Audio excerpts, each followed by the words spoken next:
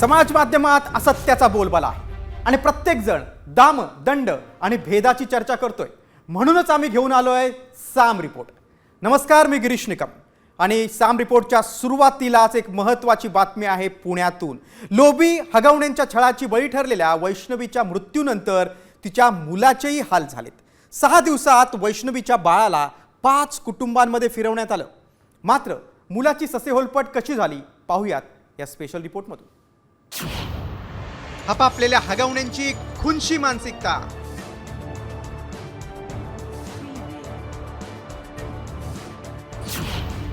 लोभी हगवण्यांकडून वैष्णवीची हत्या,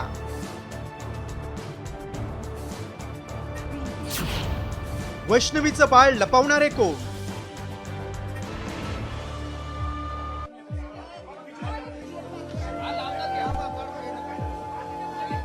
हा 8 महिन्यांचा चिमुकला आहे हुंडाबळी ठरलेल्या वैष्णवीचा. वैष्णवीच्या मृत्यूनंतर 9 दिवसांनी हे बाळ त्याच्या आजी आजोबांच्या कुशीत विसावलं.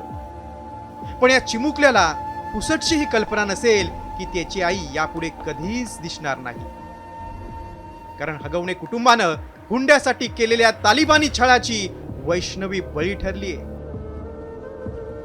वैष्णवीच्या मृत्यूनंतर तिचं बाळही गायब करण्यात आलं होतं. मात्र 9 दिवसांनी वैष्णवीचा मुलगा तिच्या माहेरच्यांकडे सोपवण्यात आलाय. मात्र 9 दिवस बाळ कुठं होतं त्याची माहिती समोर आली. वैष्णवी हगवणेचा छळामुळे मृत्यू. वैष्णवीच्या नवऱ्यानं म्हणजे शशांकनं बाळ त्याचा मित्र निलेश चव्हाणकडे सोपवलं. वैष्णवीच्या नातेवाईकांकडून बाळाचा शोध घेण्यात आला. बाळ निलेश चव्हाणकडे असल्याचं समोर आलं. वैष्णवीच्या काकांनी निलेश चव्हाणच्या घरी धाव घेतली. मात्र घर बंद होतं. 9वा दिवस अज्ञात व्यक्तीचा कसपटेंना फोन आला. बाणेर हायवेला या आणि बाळ घेऊन जा असं त्यानं सांगितलं. वैष्णवीच्या काकांकडे हायवेवरच अज्ञाताकडून बाळ सुपूर्द करण्यात आलं. वैष्णवी कधीच दिसणार नाही. मात्र या चिमुकल्यामध्येच आम्ही वैष्णवीला पाहतो अशी भावना तिच्या आईने व्यक्त केली. आमच्याकडेच राहणार बाळ, आम्ही लहानाचा मोठा करू. त्यांनी आमच्या मुलीलाच नाही सांभाळली तर त्या बाळाला काय सांभाळणार आहे? नाही, आम्ही त्या बाळाला नाही त्यांच्याकडे देऊ शकत. एप्रिल 2023 मध्ये शशांक हगवणे सोबत वैष्णवीचं लव्ह मॅरेज झालं. मात्र लग्नानंतर सुरू झालं हगवणे कुटुंबाकडून हुंड्यासाठीचं छळसत्र. सासू सासरे नणंद दीर आणि नवऱ्याकडून सततची शिवीगाळ आणि मारहाण. या छळामुळे वैष्णवीचा मृत्यू झालाय. मात्र वैष्णवीच्या मृत्यूला जबाबदार असलेल्या हवरट हगवणेंनी किती हुंडा घेतला ते पाहूया. 51 तोळं सोनं, 45 लाखांची फॉर्च्युनर कार, 7.5 किलो चांदीची भांडी, 1.5 लाखांचा मोबाईल, लग्नानंतर चांदीची मूर्ती. जमीन खरेदीसाठी जावयानं सासऱ्याकडे 2 कोटींची मागणी केली. वैष्णवीची आत्महत्या दिसत असली तरी तिच्या अंगावरील मारहाणीचे व्रण आणि जखमांमुळे ही तालिबानी वृत्तीच्या हगवणेंनी केलेली हत्याच आहे. त्यामुळेच राक्षसी वृत्तीच्या लोभी हगवणेंना फासावर लटकून वैष्णवीला न्याय देण्याची गरज आहे. सागर आव्हाड आणि सचिन जाधव सह ब्युरो रिपोर्ट, साम टीव्ही न्यूज. वैष्णवीच्या आत्महत्येनंतर तिच्या 9 महिन्याच्या बाळाचे गेल्या 6 दिवसात हगवणे कुटुंबांकडून अतोनात हाल झाले. वैष्णवीचं बाळ कसपटे कुटुंबापासून लपवण्यासाठी गेल्या 6 दिवसात हे बाळ 5 वेगवेगळ्या कुटुंबात होतं. वैष्णवीचा हुंड्यासाठी बळी घेणारं हगवणे कुटुंब 9 महिन्यांच्या बाळाशीही अगदी निर्दयीपणे वागलं.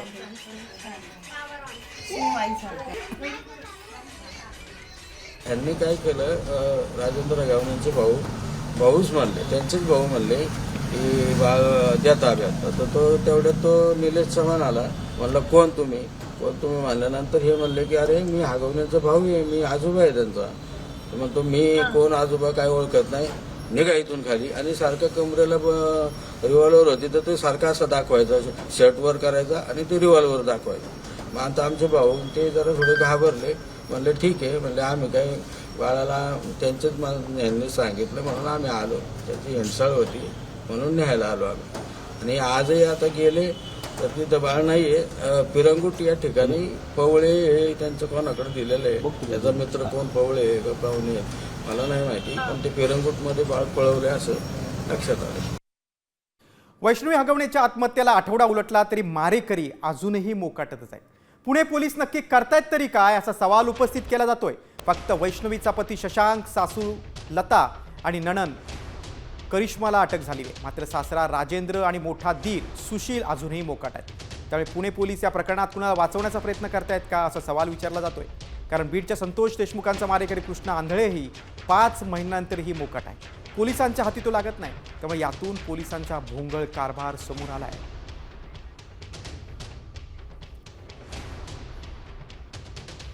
बघा, वैष्णवीच्या मारेकरांना अटक कधी होणार? वैष्णवीचे सासरे राजेंद्र हगवणे फरार आहेत. वैष्णवीचा मोठा दीर सुशील हगवणे हा देखील पोलिसांना अद्याप सापडला नाही. वैष्णवीचा पती शशांकला अटक आहे. सासू लता अटकेत आहे. वैष्णवीची नणंद करिश्मा हिला देखील अटक झाली. तर वैष्णवीची आत्महत्या नव्हे तर खून असून महिला आयोगाच्या अध्यक्षांनी कडक कारवाई करावी अशी मागणी काँग्रेसचे नेते विजय वडेट्टीवारांनी केली. आता मला आमच्या रुपालीताई चाकणकर काय कारवाई करतात त्या, कारण त्या सुद्धा महिला आयोगाच्या अध्यक्ष आहेत आणि त्यांच्याच पक्षाचा तो व्यक्ती आहे.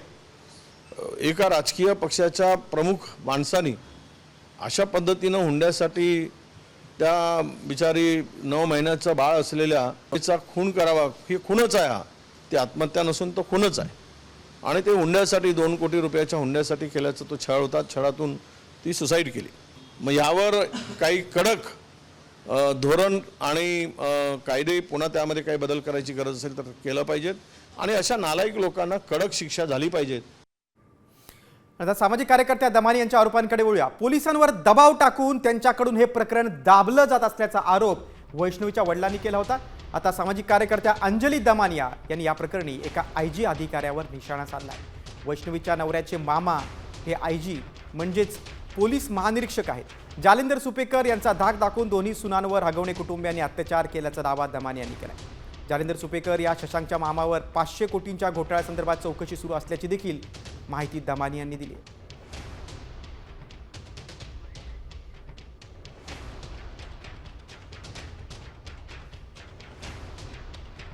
या शशांकचे आणि त्या सुशीलचे मामा हे IG जलिंदर सुपेकर म्हणून आहेत. आणि मग मी त्यांची चौकशी करण्याचा प्रयत्न केला तेव्हा कळतंय की बाबा आत्ता जानेवारी महिन्यापासून त्यांच्यावर देखील 500 कोटीचा स्कॅम केल्याची चौकशी सुरू आहे.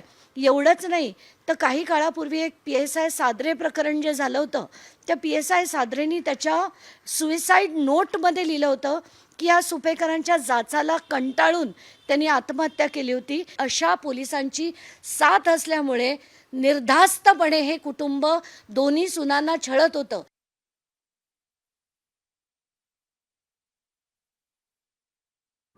दरम्यान हगवणे कुटुंब हे माझे दूरचे नातेवाईक असून माझ्या या प्रकरणात काही संबंध नसल्याचं स्पष्टीकरण जालिंदर सुपेकर यांनी दिलेलं आहे.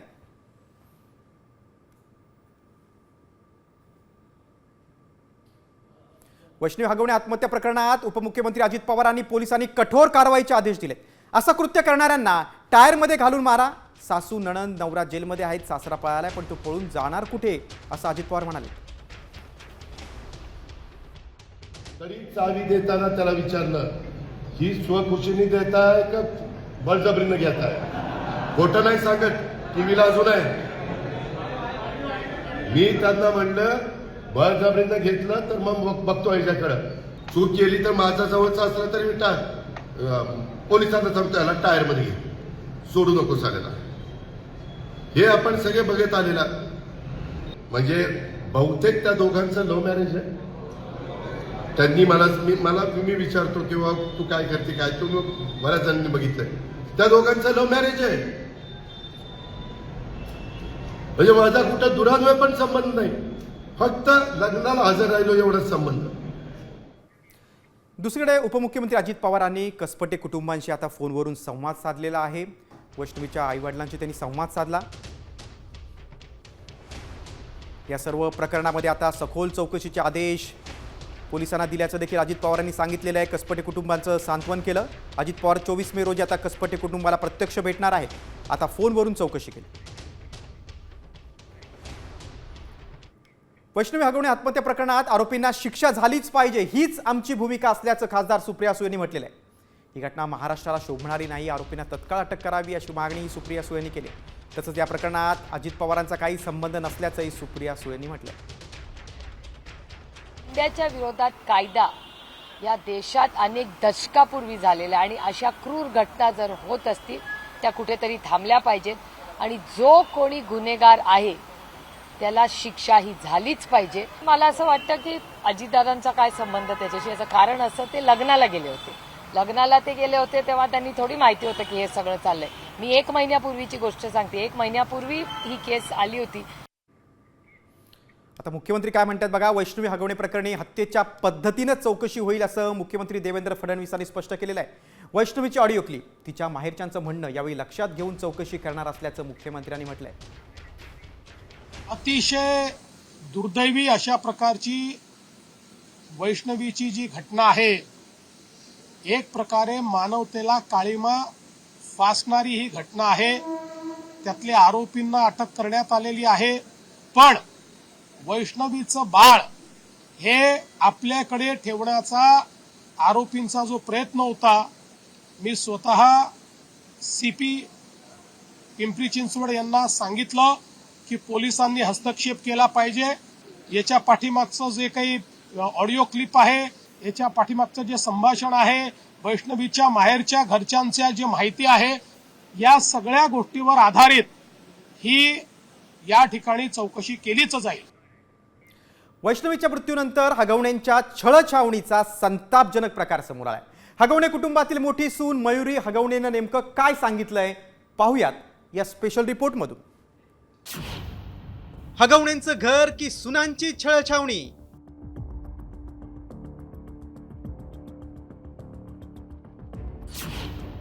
हगवणेंकडून मोठ्या सुनेचाही छळ.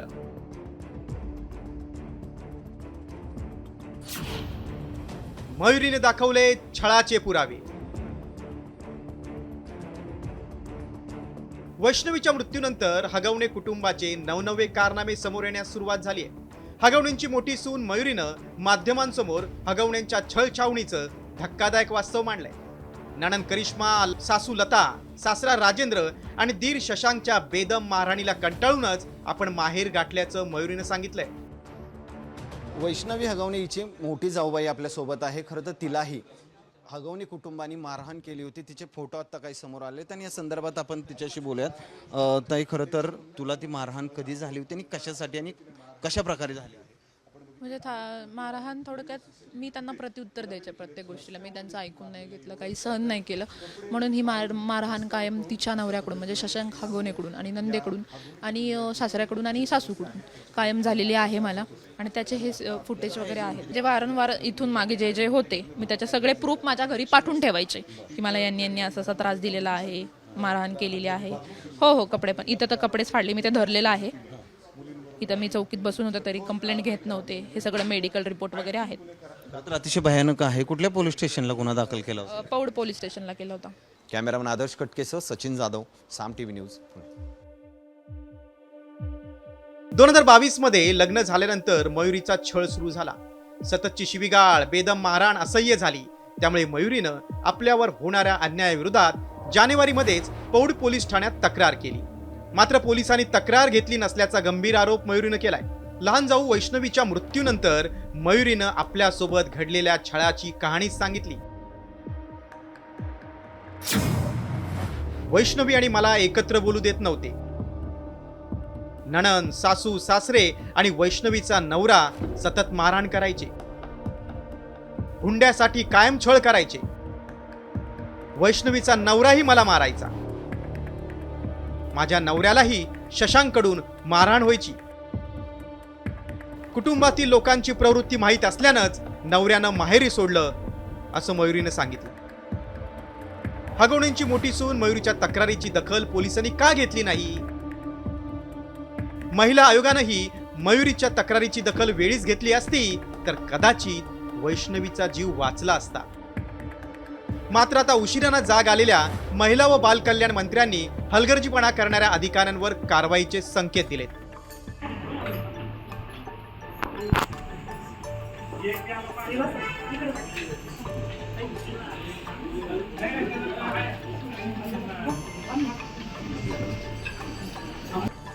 तू पैसे दिले नाही म्हणून तुझ्या मुलीला मारून टाकलं, अशी निर्लज्जपणे कबुली शशांक हगवणेनं दिल्याचा आरोप वैष्णवीच्या वडिलांनी केलाय.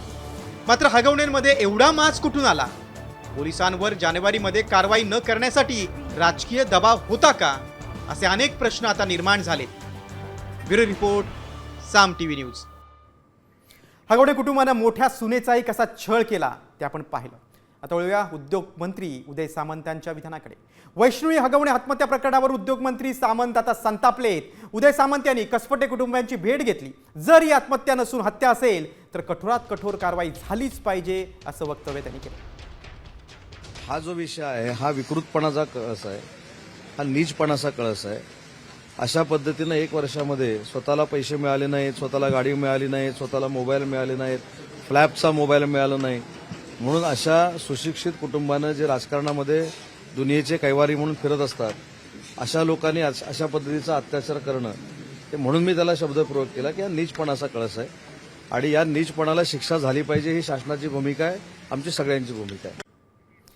उदय सामंत यांच्यासारखा संताप आता भाजपच्या नेत्या चित्रा वाघ यांनी देखील व्यक्त केलाय. वैष्णवी हगवण्याच्या मृत्यूनंतर वाघ यांनी संताप व्यक्त केलाय. ही आत्महत्या नसून हत्याच असल्याचं त्यांनी म्हटलंय. तसंच उपमुख्यमंत्री अजित पवार आरोपींना पाठीशी घालतील असं वाटत नाही असं देखील चित्रा वाघ म्हणाल्या. याच्यासाठी ती पण तर लढत होती. तिला वाटलं आता हेही दिवस जातील, तेही दिवस जाईल, बाळ होईल, मग सुधरतील. परंतु हे लांडगे पैशाचे हव्यास असलेली लोक 2 कोटी रुपये द्या, चांदीच्या गौऱ्या द्या, चांदीची भांडी द्या, 51 तोळे सोनं दिलंय आणि त्याच्यानंतर बाकीच्या गोष्टी. त्याच्या बाबांकडनं मी ऐकलं की जेव्हा यायची तेव्हा 50,000 1 लाख का द्यायचे की बाबा याच्याने तरी चला मुलीला त्रास नाही होणार किंवा अशा पद्धतीने त्यांनी ती भूमिका घेतली. परंतु झालेला प्रकार हा अतिशय अमानवीय आहे, याच्यातल्या कुणालाही सोडणार नाही. दरम्यान हुंड्याच्या पैशांवर राजेंद्र हगवणेनं बडेजाव केल्याचं समोर आलंय. वैष्णवी हगवण्याच्या लग्नात बैलासमोर गौतमी पाटीलचा डान्स ठेवल्याचा व्हिडिओ आता समोर आलाय. वैष्णवी हगवण्याच्या लग्नामधील बघा गौतमी पाटीलचा देखील डान्स होता. हुंड्याच्या पैशावर राजेंद्र हगवणेंचा कसा बडेजाव सुरू आहे त्याची दृश्य ही बोलकी आहेत. संपूर्ण महाराष्ट्रात या हुंडाबळीच्या घटनेनं खळबळ उडालेली आहे. एका राजकीय कुटुंबानं वैष्णवीचा बळी घेतलाय. दोन्ही सुनांचा अनवनीत छळ केला.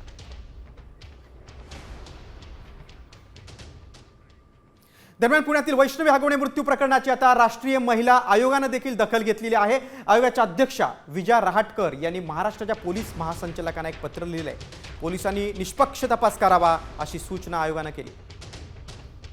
बघा महिला आयोगानं काय म्हटलं आपण पाहूया. वैष्णवी हगवणे मृत्यू प्रकरणाची राष्ट्रीय महिला आयोगाकडून दखल आहे.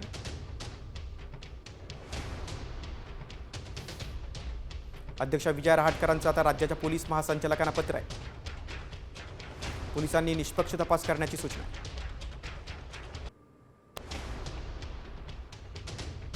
आरोप खरे असल्यास सर्व आरोपींना तत्काळ अटक करावी. महिला आयोगानं महाराष्ट्र पोलिसांकडून अहवाल देखील मागवला.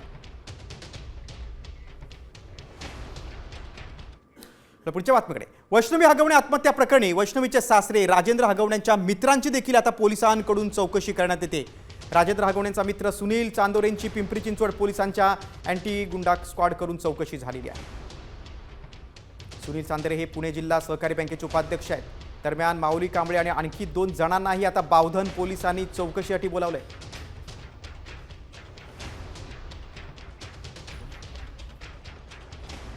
पुण्यातील वैष्णवीच्या मृत्यूनं राजकीय कुटुंबातील महिलांच्या छळाचा मुद्दा ऐरणीवर आलाय.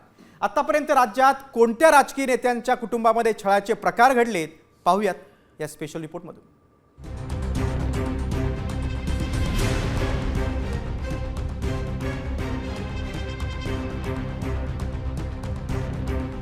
महिला शिक्षणाची ज्योत पेटवणारा महाराष्ट्र, महिलांसाठी आरक्षणाची कवाडं उघडणारा पुरोगामी महाराष्ट्र. मात्र या महाराष्ट्राच्या पुरोगामित्वाला आता पैशांसाठी हपापलेल्या राजकीय पुढाऱ्यांनीच सुरुंग लावलाय. अजित पवारांच्या राष्ट्रवादीचा पुढारी असलेल्या राजेंद्र हगवणे आणि त्याच्या कुटुंबियांनी हुंड्यासाठी केलेल्या छळामुळे हगवणेची सून वैष्णवीचा मृत्यू झाला. 51 तोळं सोनं, फॉर्च्युनर गाडी, 7.5 किलो चांदीची भांडी. एवढंच नाही तर कोट्यावधींची उधळण करूनही कसपटे कुटुंबियांच्या हाती फक्त आपली लेक वैष्णवीचा मृतदेह आणि आयुष्यभरासाठीचं दुःख आलं. आणि त्यामुळेच राजकीय नेत्यांच्या घरात चाललंय तरी काय असा प्रश्न उपस्थित होतोय. अशा सुशिक्षित ज्याला आपण म्हणतो अशा घरांमध्ये जर हुंडाबळी होत असतील तर महाराष्ट्र कुठे चाललाय? आणि एक नाही 2-2 सुनांवर. राजकीय नेते म्हणजे राज्याला दिशा देणारं नेतृत्व मानलं जातं. मात्र बेटी बचाव बेटी पढावचा नारा देणाऱ्या पक्षाचेच माजी खासदार रामदास तडस यांच्या सुनेनं छळाचे गंभीर आरोप केलेत. प्रत्येक वेळी माझ्यावर घणाघाती आरोप लावले गेले. इव्हन जेव्हा मी त्यांच्या घरी गेली तेव्हा लोखंडी रॉडनी मला मारण्यात आलं. त्या लोखंडी रॉडनी मारण्याचे पुरावे पण मी तुम्हा सगळ्यांना देणार. महाराष्ट्रातील राजकीय पुढाऱ्यांकडून महिलांची होणारी कौटुंबिक छळाची मालिका ही काही इथंच थांबत नाही, तर या छळात महिला नेत्याही आढळून आल्या आहेत. जेव्हा मी गरोदर राहिले तेव्हा मुलगा हवा, त्याच्यामुळे माझा छळ चालू झाला. एवढंच नाही तर धनंजय मुंडे यांच्यावरही करुणा मुंडेंनी घरगुती हिंसाचाराचा आरोप केला आणि या प्रकरणी वांद्रे न्यायालयानं धनंजय मुंडेंना दोषी ठरवलं. तर दुसरीकडे महाराष्ट्रात वर्षाला सरासरी 45,000 महिला घरगुती हिंसाचाराच्या शिकार होत असल्याचं चित्र आहे. त्यामुळे खादीच्या आत लपलेले बगळेच लाडक्या बहिणींचे शिकारी आहेत. खरं तर नेत्यांचा आदर्श कार्यकर्ते कायम घेतात. मात्र हे नेतेच जर महिलांचा सन्मान ठेवत नसतील तर कार्यकर्त्यांकडून तरी काय अपेक्षा करणार? त्यामुळेच आता राजकीय नेत्यांनी स्वतःच्याच मनात खोलवर डोकावण्याची आणि अंतर्मुख होऊन विचार करण्याची नितांत गरज आहे. ब्युरो रिपोर्ट, साम टीव्ही न्यूज. पुढची बातमी पुण्यातूनच आहे. वैष्णवी हगवणे प्रकरण ताजं असतानाच पुण्यातील हडपसरमध्ये आणखीन एक घटना समोर आली. सासरच्या छळाला कंटाळून एका विवाहितेनं आत्महत्या केली. मनासारखा हुंडा मानपान न दिल्याच्या कारणावरून सुनेचा सासरच्या लोकांकडून छळ करण्यात आला. देवकी पुजारी असं आत्महत्या केलेल्या महिलेचं नाव आहे. या प्रकरणी सासू सासरे आणि दिराविरोधात हडपसर पोलीस ठाण्यात गुन्हा दाखल करण्यात आलाय.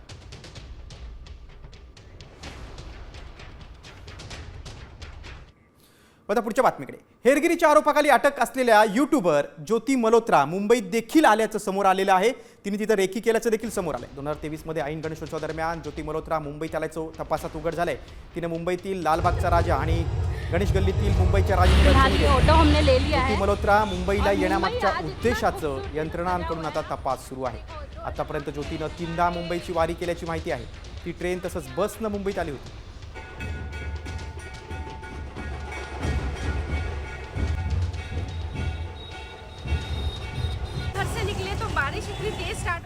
मुख्यमंत्र्यांच्या प्रतिक्रियेकडे वळूया. ज्योती मल्होत्रा सारख्या लोकांनी देशात कुठे कुठे रेकी केली आहे त्या संदर्भातील चौकशी होणार आहे. व्हाईट कॉलर बनवून देशविरोधी कारवाई करणाऱ्यांना सोडणार नाही अशी स्पष्ट भूमिका मुख्यमंत्र्यांनी व्यक्त केली.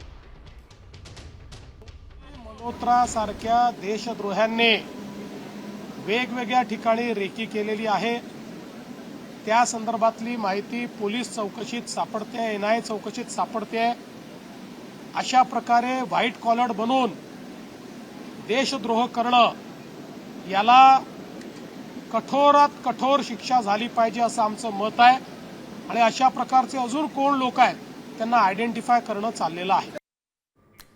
गद्दार ज्योती मल्होत्राला पोलीस कोठडी सुनावण्यात आली आहे. युट्यूबर ज्योती मल्होत्राला 4 दिवसांची पोलीस कोठडी सुनावण्यात आली आहे. संवेदनशील माहिती शेअर केल्याचा ठपका ठेवत ज्योतीला हिसार जिल्हा न्यायालयानं पोलीस कोठडी सुनावली.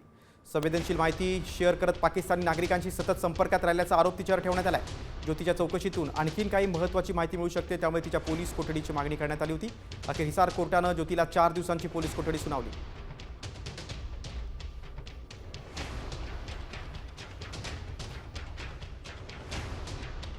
पुढच्या रिपोर्टकडे. पहलगाम हल्ल्याला आता 1 महिना पूर्ण झालाय. या महिनाभरात भारतानं पाकला सळो की पळो करून सोडलंय. आतापर्यंत ऑपरेशन सिंदूरच्या माध्यमातून पाकमधील दहशतवाद्यांचा खात्मा कसा करण्यात आलाय पाहूयात या स्पेशल रिपोर्टमधून. मोदी की नसों में लहू नहीं गरम सिंदूर बह रहा है.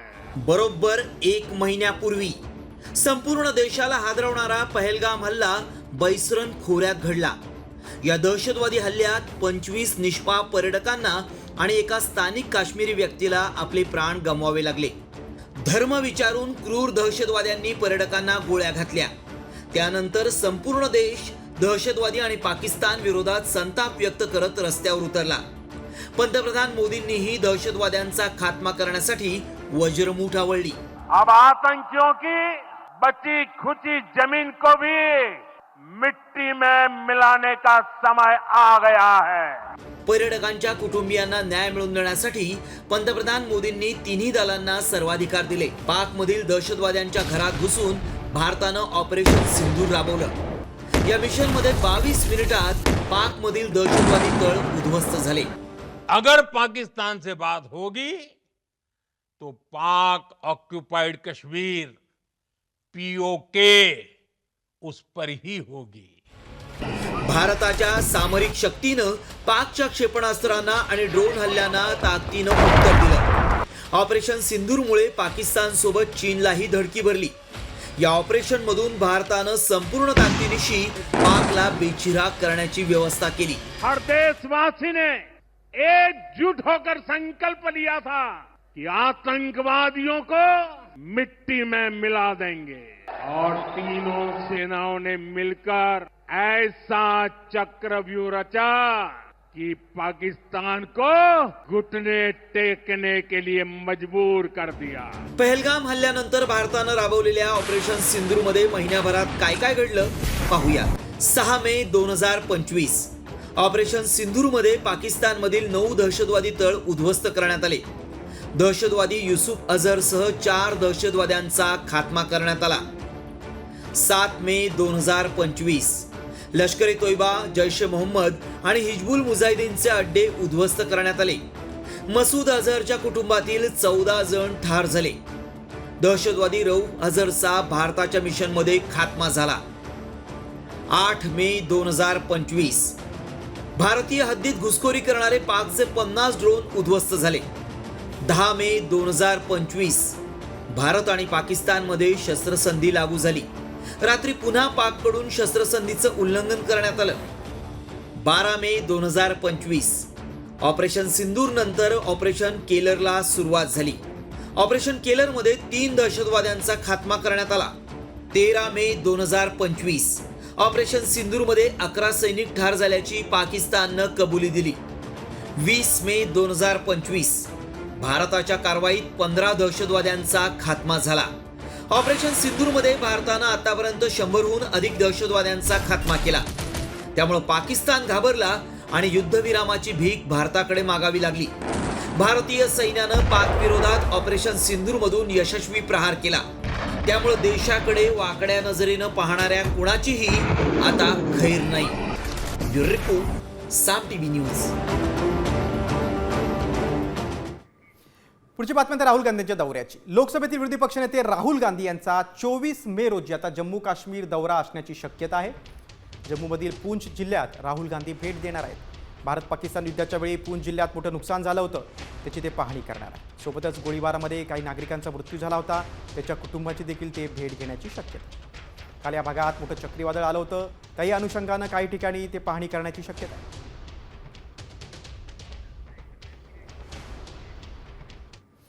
आता राजधानी दिल्लीतून एक महत्त्वाची बातमी आहे. दिल्लीत घातपाताचा कट पोलीस आणि गुप्तचर यंत्रणांनी उधळून लावलेला आहे.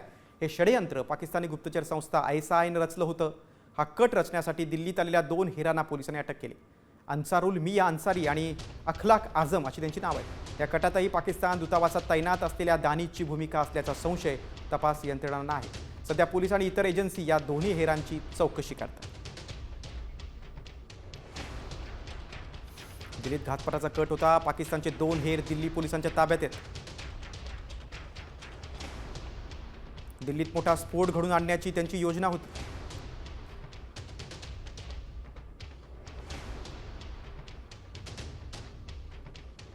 पाकिस्तानी गुप्तचर संस्था ISIनं षडयंत्र रचलं होतं.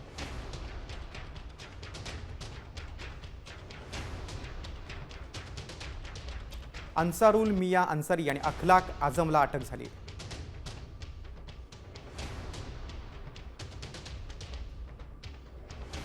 पाकिस्तानी दूतावासात तैनात असलेल्या दानिशची यामध्ये संशयास्पद भूमिका आहे.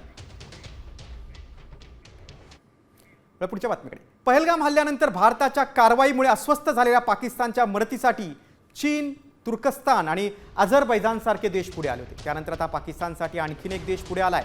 तणावादरम्यान इजिप्तनं भारताविरुद्ध पाकिस्तानला पाठिंबा दिलाय. पाकिस्तानचे पंतप्रधान शहबाज शरीफ यांनी इजिप्तच्या राष्ट्रपतींना फोन करून त्यांच्या मदतीबद्दल आभार मानले. भारत इजिप्तचा 6वा सर्वात मोठा व्यापारी भागीदार आहे, तर इजिप्त हा भारताचा 38वा सर्वात मोठा व्यापारी भागीदार आहे. बघा भारताची इजिप्तवर आता काय कारवाई आपण पाहूया. इजिप्त भारतासाठी एक मोठी बाजारपेठ. 1978 पासून दोन्ही देशांमध्ये द्विपक्षीय व्यापार करार लागू. 10 वर्षात दोन्ही देशांमधील आयात आणि निर्यात जवळजवळ 5 पट वाढली.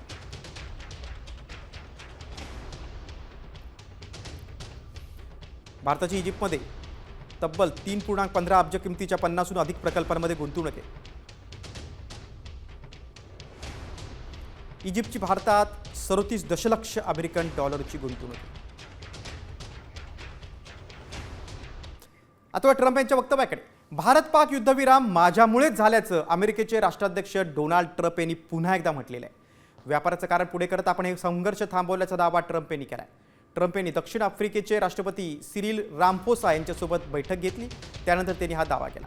काही दिवस आधीच ट्रम्प यांनी या विधानावरून घुमजाव केलं होतं, मात्र आता पुन्हा दावा केल्यानं राजकारण तापण्याची शक्यता आहे.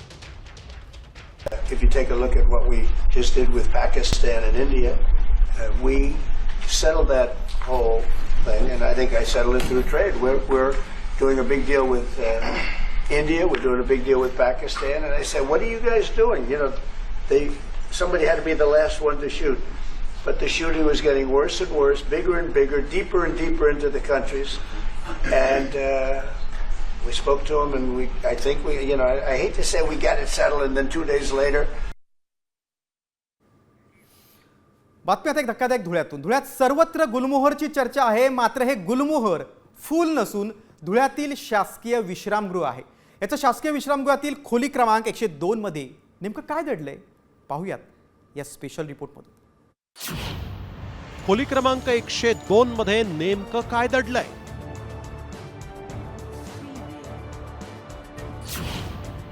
शासकीय विश्रामगृहात कुठून आली नोटांची बंडल?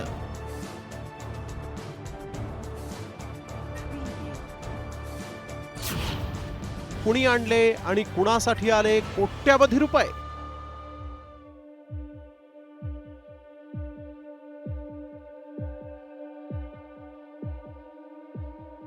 महाराष्ट्र विधिमंडळातील अंदाज समिती 3 दिवसांच्या दौऱ्यासाठी धुळे जिल्ह्यात दाखल झाली आणि त्याच्या आदल्या रात्रीच धुळ्यातील गुलमोहर कोट्यावधींनी फुलून आलंय. गुलमोहर हे धुळ्यातील शासकीय विश्रामगृह. या विश्रामगृहातील 102 नंबरच्या खोलीत रोकड असल्याचा सुगावा लागताच शिवसेना ठाकरे गटाचे नेते माजी आमदार अनिल गोटेंनी खोलीच्या बाहेर ठिय्या मांडत पोलीस अधीक्षकांच्या उपस्थितीतच खोली उघडण्याची मागणी केली. अखेरीस रात्री उशिरा या खोलीचं कुलूप उघडलं गेलं आणि आज सापडल्या कोट्यावधी रुपयांच्या नोटांच्या थप्प्या.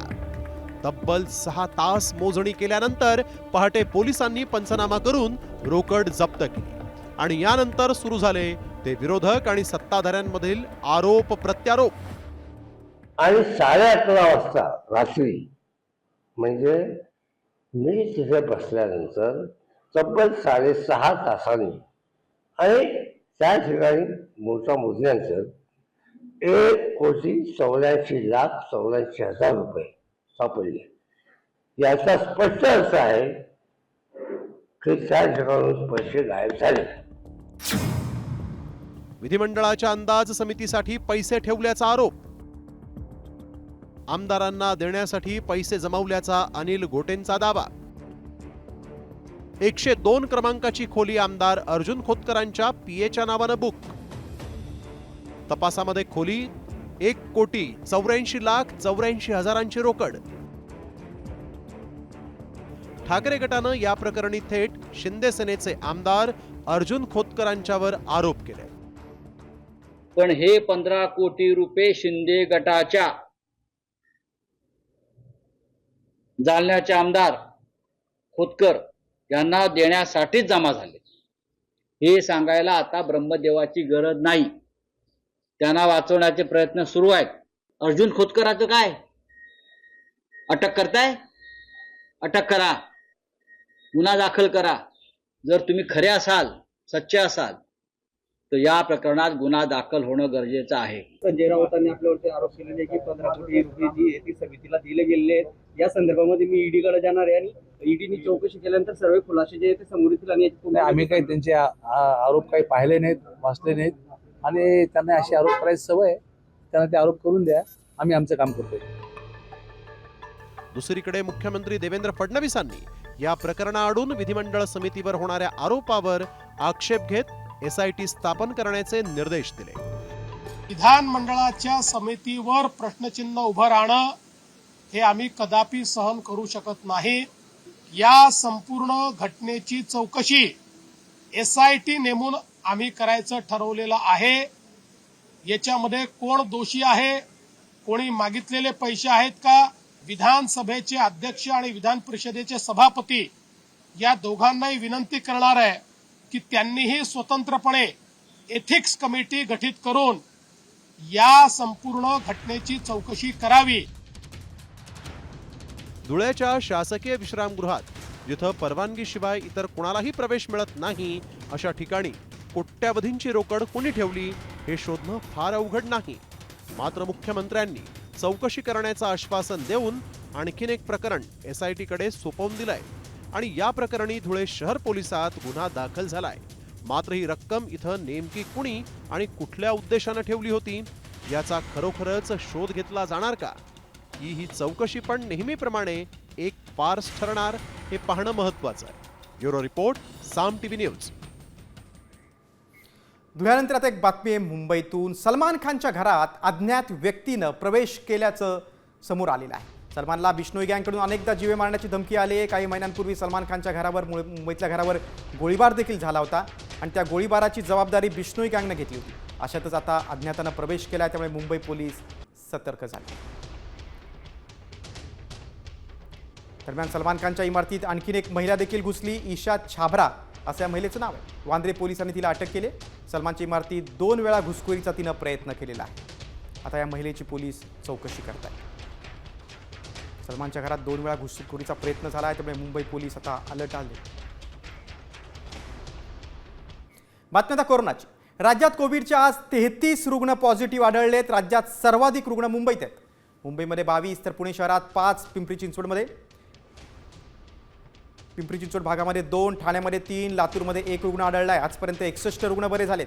कोविड रुग्णांमध्ये सौम्य लक्षणं आढळून येत आहेत. सार्वजनिक आरोग्य विभागाची ही सगळी माहिती आहे.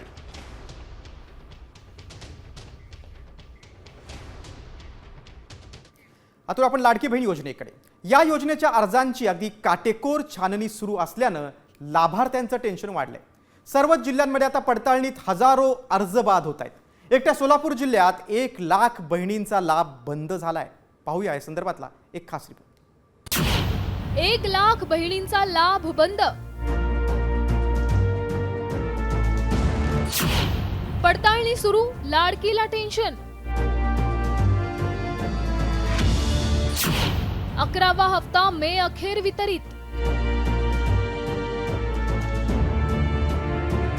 मुख्यमंत्री माझी लाडकी बहीण योजनेच्या लाभार्थ्यांचं टेन्शन वाढलंय. त्याला कारण ठरलंय लाभार्थ्यांच्या अर्जांची काटेकोर तपासणी. राज्याच्या सर्वच जिल्ह्यांमध्ये अर्जांची निकषांनुसार पडताळणी केली जाते. त्यामुळे नियमबाह्य लाभ घेणारे लाखो अर्ज बाद ठरतायत. सोलापूर जिल्ह्यातील 11,09,000 महिलांना पहिले 3 हप्ते मिळाले.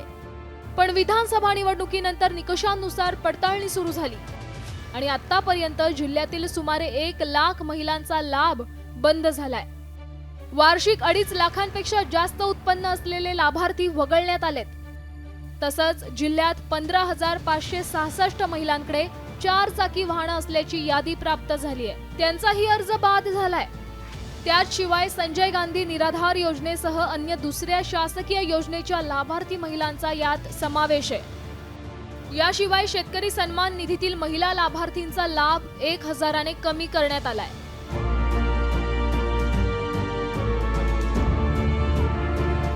या योजनेचा 11वा हप्ता मे अखेर वितरित होणार आहे. आता गावागावातील ज्या महिलांना लाभ मिळालेला नाहीये त्यांना ऑनलाईन तक्रार करता येत नाहीये आणि कोणाकडे तक्रार करायची हे देखील माहित नाहीये.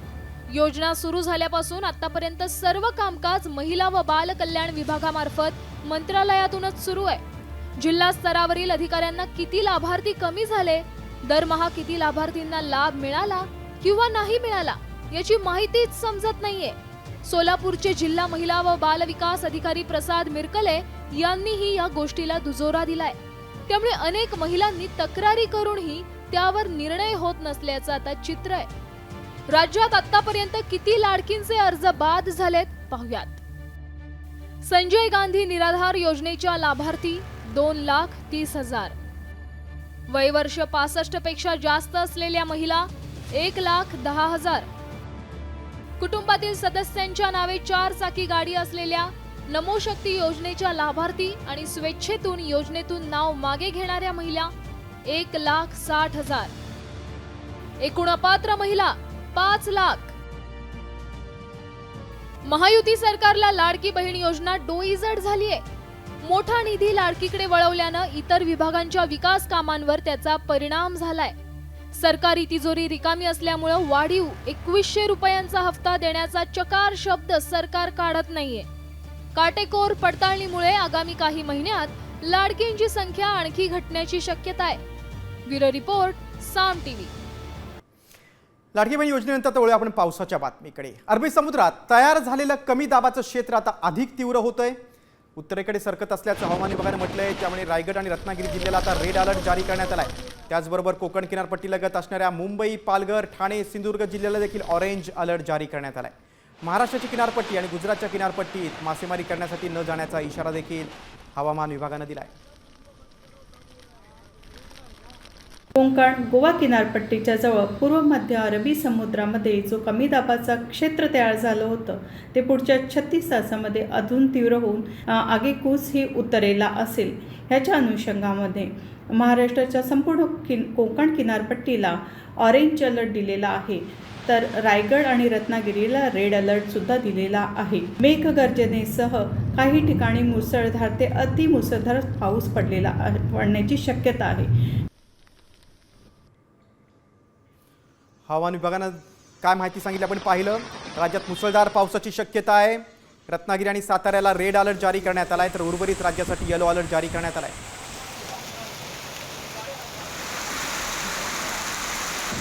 बघा, रेड अलर्ट कुठे आहे तर रत्नागिरी, सातारा. ऑरेंज अलर्ट कुठे आहे? ठाणे, रत्नागिरी, सिंधुदुर्ग, अहिल्यानगर, पुणे, कोल्हापूर, परभणी, बीड, लातूर, नांदेड. म्हणजेच काय पश्चिम महाराष्ट्र आणि मराठवाड्यात ऑरेंज अलर्ट आहे. बातम्या तर नाशिक जिल्ह्यातून येवला तालुक्यात अवकाळी पावसाचा तडाखा बसलाय. कांदा उत्पादक शेतकऱ्यांनी आपला कांदा शेतामध्ये काढून ठेवला होता, मात्र अवकाळी पावसामुळे हा कांदा भिजून गेला, त्यामुळे शेतकऱ्यांचं नुकसान झालंय. वरून कागद टाकले, खालून पाणी गेलं.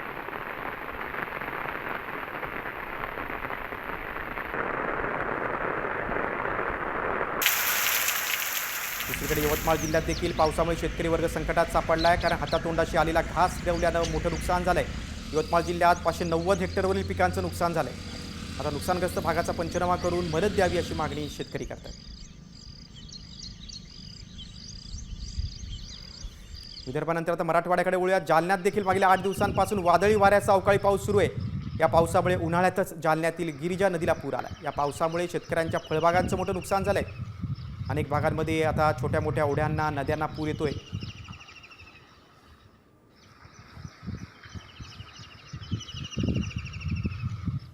बघा, मच्छीमारी लोकांना काय इशारा दिला आहे. रत्नागिरीत वादळी पावसाच्या इशाऱ्यामुळे जिल्ह्यातील शेकडो मासेमारी नौका आता बंदरामध्ये दाखल झाल्यात. मासेमारी हंगाम संपायला अजून 8 दिवस बाकी आहेत, मात्र हंगामाच्या अंतिम टप्प्यात वादळी पावसाच्या इशाऱ्यामुळे मासेमारी ठप्प आहे. वादळी वाऱ्यासह पावसाचा इशारा दिल्यामुळे मच्छीमारांनी समुद्रात मासेमारीसाठी जाऊ नये असं आवाहन आता प्रशासनानं केलंय.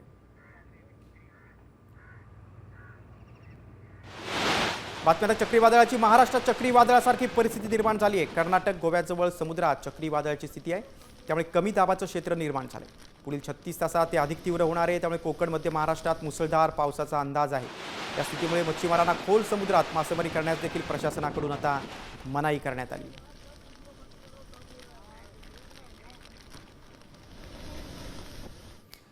पावसाच्या बातम्या आपण पाहिल्या. आता पुढची बातमी नवी मुंबईतून.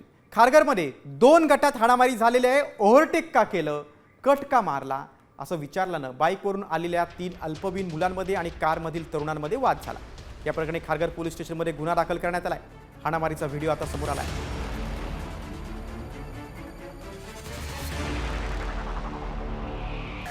ओव्हरटेक केल्याच्या क्षुल्लक कारणावरून 2 गटात हाणामारी झाल्याचं आपण पाहतोय. खारघरमधील ही सगळी घटना आहे.